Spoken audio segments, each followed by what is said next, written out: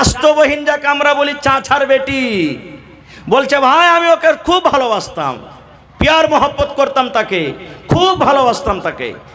এবার আমার ভালোবাসার কারণে এতখানি ভালোবাসা হয়ে গেল যে আমার মন একবার জাগলো, আমার মনের আকাঙ্ক্ষায় উঠলো যে আমি একবার তার সাথে জেনা ব্যভিচার করব, মনের আকাঙ্ক্ষা আশাটা পুরা করব। এতখানি পর্যন্ত পৌঁছে গেলাম, কিন্তু আমার কাকাইতো বোন রাজি হয় না, আমার কথা শোনে না।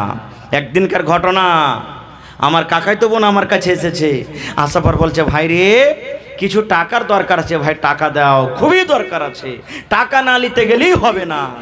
কিন্তু লোকটা বলছেন গর্ততে পড়ে, ভাই আমি কিন্তু সুযোগ পেয়ে নিলাম যে এই তালি তাল, ঠিক আছে তোকে টাকা দিব, কিন্তু একটা শর্ত আছে। বলছে কি? বলছে একবার তোকে আমার পাঞ্জরে থাকতে হবে, আমার কথা মানতে হবে।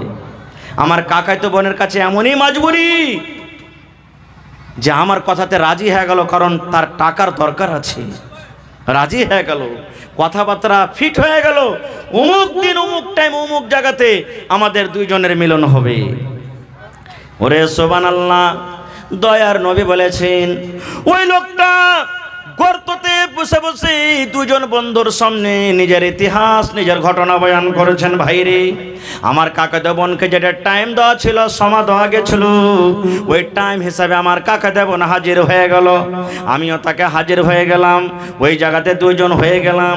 এবার কথাবার্তা মতো আমরা দুইজন নিজের কাজে আমরা এগিয়ে গেলাম, কত কাছে হয়ে গেলাম। সুবহানাল্লাহ, আমার উলামায়ে কেরাম বসে আছেন, জিজ্ঞাসা করবেন। আল্লাহ রাসূল বলেছেন যেমন স্বামী স্ত্রীতে মিলন করে, পুরুষের দুটা পা, পুরুষের দুটা জাং, আর নারীর দুটা দাং, নারীর স্ত্রীর দুটা জাং, চার জাং যখন কাছে হয়ে যায়, এই চার যখন জাং, চারটা রান যখন এক জায়গাতে হয়, স্বামী স্ত্রী কতখানি কাছে হয় বুঝতে পারছেন। আল্লাহ রাসূল বলেছেন, ওই লোকটা বলছেন ভাই রে আমার কাকাতো বোনের সাথে আমি মিলন করার জন্য এত কাছে হয়ে গেলাম, এত কাছে হয়ে গেলাম, আমার দুটা জাং, আমার কাকাতো বোনের দুটা জাং, চার জাং কিন্তু এক জায়গাতে হয়ে গেল। এবার আমরা কাজ শুরু করতে যাব, এরকম টাইমে আমার কাকাতো বোন কাঁদতে লাগলো, চোখ দিয়ে ঝরঝর ঝরঝর করে পানি ঝরতে লাগলো। এইবারে আমি তাকে জিজ্ঞাসা করলাম, বোন রে তুমি কেন কান্দো? তোমার সাথে আমি জবরদস্তি করিনি, রাজি খুশিতে তুমি আমার কাছে এসেছো, কি ব্যাপার তুমি কান্দো কেন, কান্দর কারণটা কি? এবার লোকটা গর্ততে পড়ে পড়ে বলছেন, আল্লাহ আমার ভাইরা শোনো, ওই আমার কাকাতো বোন আমাকে বলতে লেগেছে, ভাই রে যে কাজটা তুমি করছো এটা ঠিক কাজ নাই রে ভয়।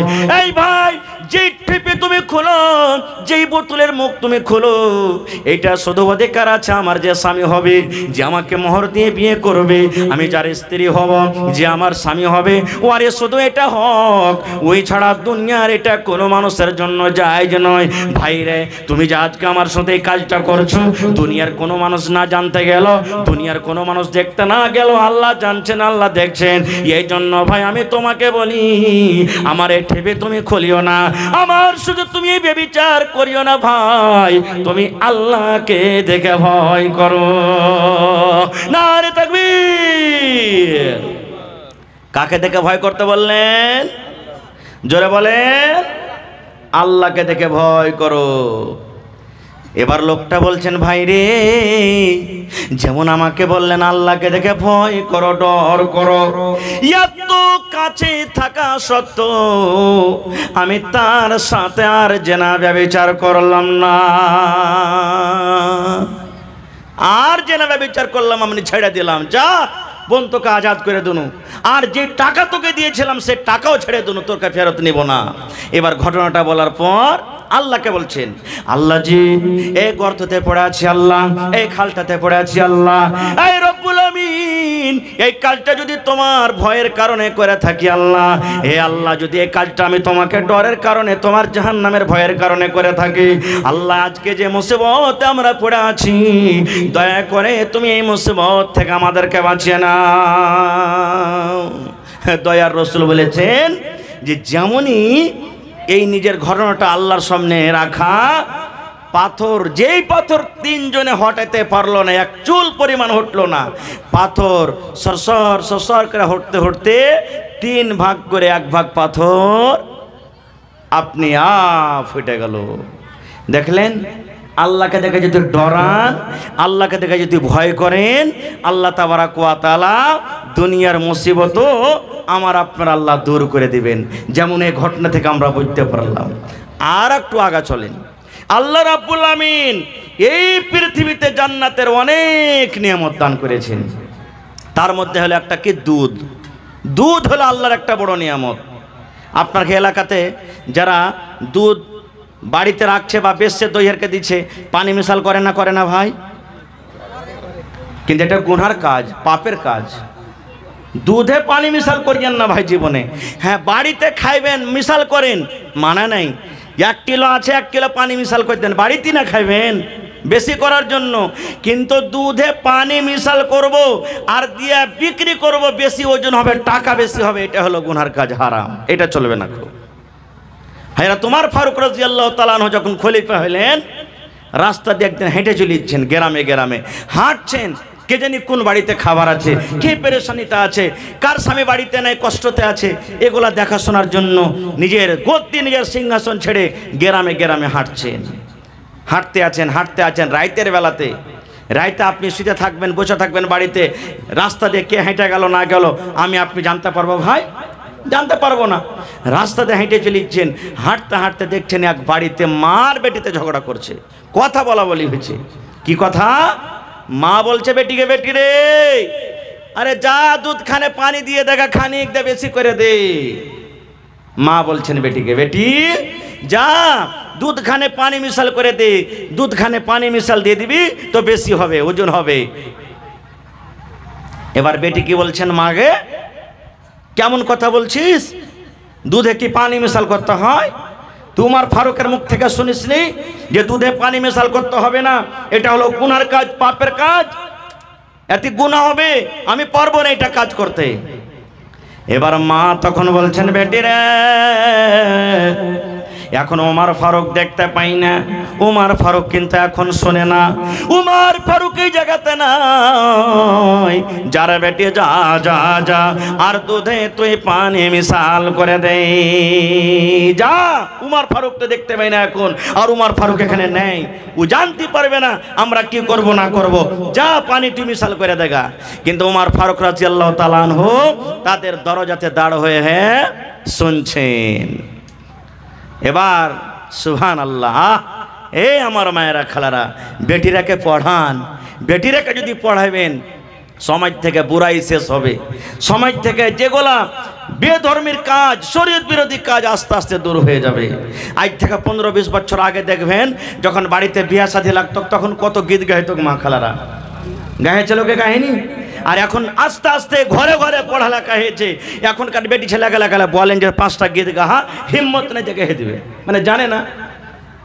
পড়া আসতে গেলে বুড়াই আপনি আব্দুর হবে। এবার মার কথা শুনে বেটে বলছেন, মা গে আমি এটা কাজ করতে পারবো না গে মা, এটা কাজ আমার দ্বারাতে করা হবে না। বলছে, মা গে ওমর ফারুক যদি জানতে না পারে গে মা, ওমর ফারুক যদি দেখতে না পায়, তাহলে যেটা ওমর ফারুকের রব, যেটা আমার রব আল্লাহ, তিনি দেখছেন। ওমর ফারুক যদি জানতে না পারতে গেল, আল্লাহ জানছেন। ওমর ফারুক যদি দেখতে না পায় তো আল্লাহ দেখছেন। এই জন্য মা আমি এটা কাজ করতে পারবো না। কথাবার্তা শোনা পর চলে গেলেন বাড়ি। ভোর হলো, একটা লোককে বলেন, হাই ও ওই উমুক বাড়ির একটা মেয়ে আছে, ওকে ডেকে নিয়ে এসো, আমার দরবারে যাও। এবার ওমর ফারুক এসে বাড়িতে বেটারাকে পরামর্শ নিয়ে বসে গেলেন, বেটারে আমি তোমাদের জন্য একটা খুব সুন্দর মেয়ে দেখেছি, দিনদার নেককার। বেটা তোমরা কেমন আছো যে ওই মেয়েটাকে তোমরা বউ করবে, স্ত্রী করবে? সুবহানাল্লাহ। এই দিনদারি নেককার দেখে হযরত ওমর রাদিয়াল্লাহু তাআলা আনহু, যিনি আমিরুল মুমিনিন, মুসলমানের রাজা, সুবহানাল্লাহ, তার দিনদারি দেখে তাকে বউ করে নিলেন। আজ আমরা করব ভাই? বউ দেখতে গেছি, আইবারিকে বলে দিয়েছি, ভাই 4 লাখ টাকা ডিমান্ড আছে, কিন্তু 3.5 লাখ টাকার কম রিশতা হবে না ভাই। কত লোককে বলছি, আমি মৌলভী সাহেব মানুষ, আমার তো কোনো পয়সা কড়ির কোনো লাভ নাই, ডিমান্ড নাই ভাই। বড় বেটা জানে, যা জানে ওই করবে, সব বড় যা ওই জানে, ও যা করবে তাই করবে। এই দেখেন ভাই, আজ এই ফোন যেই যে একটা এমন জিনিস, যাতে একটা মৌলানাও চলে গেছে তার ভিতরে, হাজি সাহেবও চলে গেছেন, নমাজিও চলে গেছেন, বেনমাজিও চলে গেছেন, সব আমরা এক হয়ে গেছি। তবে সবাই নেই, আল্লাহর বান্দা এখনো দুনিয়াতে আছে যে বিনা টাকাতে বিয়ে করছে। নেই? মেলায় আছে, এরকম দুনিয়াতে মেলায় আছে ভাইরে। এই জন্য আল্লাহর যদি ভিতরে ডর থাকে, মানুষ পাপের কাজ করবে না। একটা ঘটনা আপনাদের সামনে আর তুলছি, বাস 5 মিনিটে ঘটনাটা বলবো। আল্লাহকে দেখে কেমন করে ডর করবেন। এক রাজা, আমার কাছে একটা বাংলা কিতাব আছে, গল্পর মাধ্যমে জ্ঞান। গল্প করবেন তো জ্ঞান বাড়বে, কিতাবটার নাম। আমাদের গল্প খালি উমুক হাজি এরকম হবে, ওই মূলবিটা তো ওয়াজ করছে ভালো, সালা উইয়ের কুমোর কুমবে, নামাজ পড়ছে, ওর দাড়ি তো বড় বড়, ওর নামাজে কাম দিবে না। এগুলা গল্প নাকি? মানে এক অপরের খিপত করা আমাদের গল্প। কিন্তু ওই কেতাবে লিখছেন যে এক রাজা নিজের গদ্দিতে বসে আছেন, একটা ফকির চলে এসছে চাইতে। আচ্ছা বলছে, রাজা মশাই আমাকে কিছু দেন, ভিক্ষা দেন। রাজা যা তাওয়ার দিলেন। এবার রাজা বলছে, হারে বাবা, তুমি তো দরবেশ ফকির মানুষ, তো তুমি আমাকে এমনই কোনো একটা মন্ত্র দিয়ে যাও, যে মন্ত্রটা যদি আমি পড়ি তা আল্লাহর ডর ভিতরে আমার ঢুকবে। মদ বলে আমার ডর হয় না, এরকম তুমি কোনো মন্ত্র দিয়ে যাও তো। ফকির বুঝা সুঝা করে কইছে, হারে ই হল একটা রাজা আর আমি হল একটা ফকির, আমার মতন লোকের কাছে মন্ত্র শিখবে। ভাবা চিন্তা করে তান কইছে যে, রাজা মশাই আপনাকে একটাই ছোট্ট মন্ত্র দিয়ে যাব, কি আপনি মদকে স্মরণ করেন যে একদিন মরতে, একদিন মরতে, জোরে বলেন একদিন মরতে হবে, এটি খালি স্মরণ করেন। চলে গেলেন। রাজা যখন যখন সিংহাসনে মনে হয় একদিন মরতে হবে, একদিন মরতে হবে, একদিন মরতে হবে, একদিন মরতে হবে, এইটাই খালি মুখ দিয়ে কথা, আর কিচ্ছু নাই। আচ্ছা কহেন তো, এই কথাটা মুখ দিয়ে খালি বাহির করতে গেলে আল্লাহর ডর ভিতরে ঢুকে যাবে? ঢুকবে ভাই? কয়েকদিন হয়ে গেল, রাজার মধ্যে কোনো বদলাও পরিবর্তন আসে না। রাজা রাগ করে বলছেন সিপাহীকে, বেটাকে ধরে নিয়ে যেখানে পাবে ওকে ফাঁসি দেবো। এত বড় আমাকে মন্ত্র দেয়া গেল, এত কষ্ট করে মন্ত্র পড়েছি, আমার ভিতরে আল্লাহর ডর আছে না, ভয় আছে না, লিয়াই বেটাকে ধরে কোন দিক থেকে আছে। এই করতে করতে করতে হঠাৎ করে আবার ওই ফকির কিন্তু ওই দরবারে চাইতে চলে এসেছে। বাদশা চিনে নিয়েছে, এই তো একে ধর, জেল ঘরে একে বন্ধ কর, কালকে বেলা 7টার সময় তাকে ফাঁসি হবে। এলান হয়ে গেল, রাজা এলান করে দিলেন, এলান হয়ে গেল। আপনারা বলেন, মানুষকে যখন মারা হয়, মরবে মানুষ, ওর আখরি খাইশ, আখরি আকাঙ্ক্ষা, শেষ আকাঙ্ক্ষা জিজ্ঞাসা করা হয় না, হয় না? হয়। তাকে ডাকা হলো, তার স্ত্রী এসে রাজার পা ধরে নিয়েছে যে, রাজা মশাই আমি গরিব মানুষ, আমার স্বামী ভিক্ষা করে, আমরা খেতে পাই, দয়া করে মাফ করে দেন, তার দ্বারাতে ভুল হয়ে গেছে। বলছে না, একে ফাঁসি হবে তো হবে, ফাঁসি হবে তো হবে। এবার রাজা বলছে, তোর যদি জীবনের আখরি শেষ কোনো আকাঙ্ক্ষা থাকে তো বল, ওইটা পূর্ণ করা হবে, আর কালকে সকাল 8টার সময়তে তোকে 7টার সময়তে ফাঁসি দেওয়া হবে। এবার দেখেন দরবেশের আকাঙ্ক্ষা। এবার দরবেশ বলছেন, ও জাহাপানা রাজা মশাই শোনেন, কালকে সকালে আপনি আমাকে ফাঁসি দিয়ে দিবেন, আমি মরে যাব, দুনিয়া থেকে চলে যাব।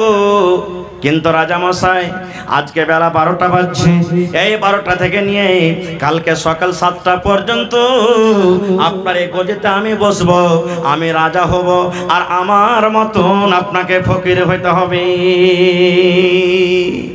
এটা আমার আখরি খাইশ, যে আমি 12টা দিন থেকে নিয়ে সকাল 7টা পর্যন্ত আমি আপনার এই সিংহাসনে বসবো, এই তাজ আমি পরবো, আর আমার মতন আপনাকে সাধারণ ফকির হয়ে থাকতে হবে। বলছে না, এটা করা হবে না। বলছেন, আপনি ওয়াদা করেছেন যে তোর আখরি খাইশ পুরা করা হবে, আপনাকে এটা পুরা করতে হবে। কি করবে? লে বেটা ফকির যা। রাজার তো আরো পাড়া গরম হয়ে গেল, হ্যাঁ, যে তুই রাজা হবি, আমাকে ফকির করবি, ঠিক আছে 7টা পর্যন্তই না, ঠিক আছে বেটা, লে তুই গদিতে বস। যেমনই গদিতে বসলেন, রাজা হলো কি ফকির, আর একটা ফকির হলো কি রাজা। যেমনই সিংহাসনে বসলেন, পট করে একটা উজিরকে বলছেন, এই দুনিয়াতে ঢোল পিটে দাও, যাও দুনিয়াতে কোনো গ্রামে এমনই একটা 18-20 বছরকার একটা যুবতী সুন্দর মেয়ে ছেলে, যার রূপের কোনো কমি নেই, ওকে ধরে নিয়ে এসো, ধরে নিয়ে এসো, ওকে যাও। চলে গেল একটা সুন্দর মেয়ে ছেলে। আপনারা জালসা করেছেন, জিলাপিওয়ালা এসেছে, পাঁপড়ওয়ালা এসেছে, আইসক্রিমওয়ালা এসেছে, জানা শ্রেণী এরকমই ঘটনা ঘটেছে। কত লোক কত কি বিক্রি করতে এসেছে, আর একটা লোক মুখ ফালে চিনিয়া বাদাম বিক্রি করতে এসছে। ভাই ট্রেনে দেখবেন যারা দিল্লি সফর করেছেন, চিনিয়া বাদাম বেচবে তো আধখানি মুখ দিয়ে কথা কইবে, আধ করে চিনিয়া বাদাম টাইম পাস বলে না। হ্যাঁ, ও এরকম করতে করতে মজলিস হাজির হয়ে গেছে। এবার ওই নতুন রাজা যে ফকির বলছে একটা উজির, এই বেটাকে ধরো, একে জেলে বন্ধ করো, কালকে 6টার সময় তাকে ফাঁসি হবে। আমার এটা আদেশ, আমাকে 7টাতে হবে, একে কয়টাতে হবে? 6টাতে হবে। যাও ধরো, একে জেলে বন্ধ করো। ওই কটকটিওয়ালা মুখ ফালিওয়ালার স্ত্রী এসে পা হাতলে পড়ে গেছে, জাহাপানা মাফ করে দেন, আমি গরিব মানুষ, মাফ করে দেন। বলছে না, একে 6টার সময় ফাঁসি দেওয়া হবে। জেলে বন্ধ হয়ে গেল, সন্ধ্যা হয়ে গেল। সুন্দরী মেয়ে ছেলেকে বাদশার সামনে হাজির করে দেওয়া হলো। এবার নতুন রাজা ওই মেয়ে ছেলেটাকে বলছেন, ও আল্লাহর বান্দি, তোমাকে একটা কাজ করতে হবে। বলছে এখন কয়টা বাজলো? বলছে এখন সকাল, এখন সন্ধ্যা 6টা হয়ে গেল। বলছে আল্লাহর বান্দিরি, এই জেল ঘরের ভিতরে একটা চিনিয়া বাদামওয়ালাকে বন্ধ করা আছে, একটা কটকটিওয়ালাকে বন্ধ করা আছে রে আল্লাহর বান্দি। একটা চিনিয়া বাদামওয়ালাকে ঘরের ভিতরে বন্ধ করে দেওয়া হয়েছে। সকাল 6টার সময় তাকে ফাঁসি দিয়ে দেওয়া হবে, সকাল 6টার সময় তাকে ফাঁসি দিয়ে দেওয়া হবে। আয় আল্লাহর বান্দি, এখন সন্ধ্যা 6টা থেকে নিয়ে সকাল 6টা পর্যন্ত একবার তার সাথে তোমাকে জেনে ব্যভিচার করতে হবে, তাকে তোমার রূপে, তোমার ময়ের জালে তাকে ফাঁসাইতে হবে। যাও ওই ঘরের ভিতরে তুমি চলে যাও, যত টাকার দরকার তোমাকে টাকা দেওয়া হবে, কিন্তু তোমার রূপে একবার তাকে নিয়ে আসতে হবে, তোমার জালে তাকে একবার ফাঁসাইতে হবে। ভাই, সুন্দরী মেয়ে ছেলের জাল থেকে বাঁচাটা সহজ যে ভাই, বাঁচাটা সহজ। সুবহানাল্লাহ, ইমাম ডগমগি যাবে ভাই, হবে না? ইমাম ডগমগি যাবে। সুবহানাল্লাহ। এবারে পাঠিয়ে দিলেন ঘরে কটকটিওয়ালা, কেহ নাই, অন্য মানুষ। আর এই মেয়ে ছেলেটাকে সুন্দর ভালো কাপড় পিন্দে ঘরের ভিতরে ঢুকিয়ে দিলে। আর রাজা বলে দিলেন, এই আল্লাহর বান্দি, যত টাকার তোমার দরকার সকালে তোমাকে মোহমাঙ্গা টাকা দিয়ে দিব, কিন্তু একটা কাজ তোমাকে করতে হবে, কি? যে এই সন্ধ্যা 6টা থেকে নিয়ে সকাল 6টা পর্যন্ত একবার তোমাকে নিজের জালে তাকে নিয়ে আসতে হবে। মেয়ে ছেলেটা হাসতে বলছে, আল্লাহ যত আমাকে রূপ দিয়েছে, 1 সেকেন্ডের কাজ এটা, আমার 1 মিনিটের কাজ। যে ঠিক আছে যাও। তারা দুজন চলে গেল। এবার নতুন রাজা পুরাতন রাজাকে বলছে, রাজা মশাই, আজ আপনাকে বিছানা শুতে দেব না, চলেন আমার সাথে। বলছে কোথায়? বলছে আমরা ওই ঘরের ভিতরে একটা জ্বালানা আছে, একটা সুন্দর একটা ছেত্র আছে ছোট্ট করে, ওই ছেত্র দিয়ে আমরা দেখবো যে তারা দুইজন ঘরের ভিতরে কি করছে। হ্যাঁ, পুরাতন রাজা বলছেন, আল্লাহ তোর চক্করে পড়ে কি ভেজাল লাগলো, ঠিক আছে চল। চলে গেল। ওরা কিন্তু দুজন জানে না ঘরের ভিতর থেকে যে দুইজন রাজা আমাদেরকে দেখছেন। এবার ওই মহিলা, ওই বেটি ছেলেটা, এবার ওই ছেলেটাকে বলছে, রে চিনিয়া বাদামওয়ালা, এই কটকটিওয়ালা, আমি একটা সুন্দর মহিলা, সুন্দর বেটি ছেলে, আয় তুই আমার কাছে একবার আয়, আমার কাছে তুই আয়, আমার সাথটা তুই নিয়ে নে, আমার কাছে থেকে তোর মনের আকাঙ্ক্ষাটাকে একটা পূর্ণ করে নে। এবার চিনিয়া বাদামওয়ালা বলছেন, না না না না না না, আমি এটা কাজ করতে পারবো না, আমি তোমার সাথে যাব না, আমি তোমার কথা শুনবো না। এই করে করে রাত 2টা হয়ে গেল, 3টা হয়ে গেল, ফজরের আযান হয়ে গেল। আসসালাতু খায়রুম মিনান নাওম, ফজরের আযান হইতে লেগেছে। এবার ওই মেয়ে ছেলে বলছে, চিনিয়া বাদামওয়ালা রে, সকাল 6টাতে তোকে ফাঁসি হয়ে যাবি, জীবনের স্বাদটা তুই একবার নিয়ে আলে রে। আমি একটা কি জিনিস, আমি একটা কেমন মাল, আয় তুই আমার কাছে আয়, একবার সামান্য জেনা করে নে। আর তুই জীবনে কোনোদিন স্ত্রীর মুখ দেখতে পাবি না, স্ত্রীর কাছে থাকতে পাবি না, আয় আয় আয়, শেষ দেখা আমার কাছে তুই করে নে। এরকম ভাবে কান্নাকাটা করে, কিন্তু ওই লোকটা চিনিয়া বাদামওয়ালার চোখ দিয়ে ঝরঝর ঝরঝর করে পানি ঝাড়ার বলে, আল্লাহর বান্দে রে, তুমি আমার কাছ থেকে দূরে থাকো, দূরে থাকো, কারণ তোমার সাথে আমি এই পাপ করতে পারবো না। আর নতুন রাজা, পুরাতন রাজা গোটা রাত কেটে গেল, তারা ওই সুরাক দিয়ে, ছেদ্র দিয়ে তারা কিন্তু দেখি। এই করতে করতে যখন সকাল 6টা হইতে লাগলো, ওই টাইমখানে তখন মেয়ে ছেলেটা বলছে, আল্লাহর বান্দা, গোটা গোটা রাত কেটে গেল, তুমি আমার সাথে একবারও কিনে এলে না, আমি কেমন জিনিস তুমি আমাকে দেখলে না। এবার চিনিয়াওয়ালা বলছেন, এরে আল্লাহর বান্দি, জীবনে কত গুনাহ করেছি, পাপ করেছি, আমার সামনে মত হাজির হয়ে গেছে, আমার সামনে মত খাড়া হয়ে আছে, আমাকে সকাল 6টার সময়তে ফাঁসি হয়ে যাবে। আজকে রাতের বেলাতে তোমার সাথে যদি আমি জেনা ব্যভিচার করি, আমি গুনার হালাতে যদি আল্লাহর দরবারে চলে যাই, আল্লাহ আমাকে জিজ্ঞাসা করবে, বান্দারে জীবনে তুমি কোনোদিন নেকির আমল করনি, নেক কাজ করনি, গুনাতে তুমি ডুবে থেকেছো, আর মরার টাইমে মত তোমার সামনে আছে, তবে একটা গুনাহ থেকে তুমি বাঁচতে পারলে না। না না, আমি এটা কাজ করব না, আমি জীবনে কত গুনাহ করেছি, কি করেছি আল্লাহ জানে, আমি আল্লাহর কাছে মাপ চাই, আর আমি মতকে সামনে দেখে আল্লাহর ডরে, আল্লাহর ভয়ে তোমার সাথে আমি জেনা ব্যভিচার করতে পারবো না। রাত কেটে গেল, 6টা হয়ে গেল। এবার নতুন রাজা বলছেন পুরাতন রাজাকে, রাজা মশাই সিপাহী একটা পাঠিয়ে দেন আর বলেন যে তারাকে আজাদ করে দেওয়া হবে, আর ফাঁসি দেওয়া হবে না। এবার ঠিক 7টা যখন বাঁচলো, ওই ফকির নিজের তাজ, নিজের সিংহাসন পুরাতন রাজার মাথাতে দিয়ে ওকে হাত কান ধরে গদিতে বসে বলছেন, মহারাজ আমার টাইম 7টা হয়ে গেছে, আপনি এখন আমাকে ফাঁসি দিয়ে দেন, আপনাকে হার রুখবো না। যেমন কথাটা বলা, পুরাতন রাজার চোখ দিয়ে ঝরঝর ঝরঝর করে পানি ঝরতে লাগলো। এবার পুরাতন রাজা বলছেন, এরা দরবেশ, তুই এরকম করে আমাকে বুঝাবি, আমি জীবনে কোনোদিন ভাবতে পারিনি রে, ভাবতে পারিনি। তুই যে আমাকে মত বলে ডরাইতে হবে, মতকে স্মরণ করতে হবে, একদিন মরতে হবে, এই মন্ত্র দিয়ে গেলি, কিন্তু কেমন করে মত দেখে ডরাইতে হবে, কেমন করে মতকে স্মরণ করতে হবে, আল্লাহকে কেমন করে ডরাইতে হবে, আমি এই চিনিয়া ও দামওয়ালার কাছে আখরাইতে আমি শিখে নিলাম। ভাই আমার, অনেক ঘটনা আছে এরকম। শেষ কথা, শেষ পাইগাম যে আল্লাহ তাবারাক ওয়া তাআলাকে দেখে ডরাইতে হবে, ভয় করতে হবে, আল্লাহ ছাড়া অন্য কাউকে দেখে ডরাইতে হবে না, ভয় করতে হবে না। আল্লাহকে ডরাবেন, আল্লাহকে দেখে ভয় করবেন, জাহান্নামের ভয় হবে, তাহলে দুনিয়ার পাপ থেকে আমি আপনি দূরে থাকতে পারবো। আর আল্লাহর ডর যদি আমার আপনার ভিতরে না যায়, দুনিয়ার কোনো পাপ থেকে আমরা বাঁচতে পারবো না। খুব ভাই, অনেক আপনারা দান করেছেন, আলহামদুলিল্লাহ। মসজিদটা কার ঘর? আর আমরা কার বান্দা? আল্লাহর বান্দা। মসজিদও আল্লাহর ঘর, সুবহানাল্লাহ। দুনিয়াতে যত বড় বড় বিল্ডিং বানান, মানা নাই, কিন্তু এই বিল্ডিং এর এলান নবী করেননি। 1400 বছর আগে নবী এলান করে দিয়েছেন, মান বানা লিল্লাহি মসজিদান বানাল্লাহু লাহু বাইতান ফিল জান্নাহ। এই ইমানদার বান্দা বান্দিরা তোমরা শুনে নাও, আল্লাহকে রাজি করার জন্য, আল্লাহকে খুশি করার জন্য দুনিয়াতে যদি তোমরা আল্লাহর ইবাদতখানা মসজিদ বানিয়ে দাও, আল্লাহ রাব্বুল আলামিন তোমাদের জন্য জান্নাতের ভিতরে এখন ঘর বানিয়ে দেবেন। দুনিয়াতে মসজিদ বানাবেন, আল্লাহ আখিরাতে আপনার জন্য জান্নাতে ঘর বানিয়ে দিবেন।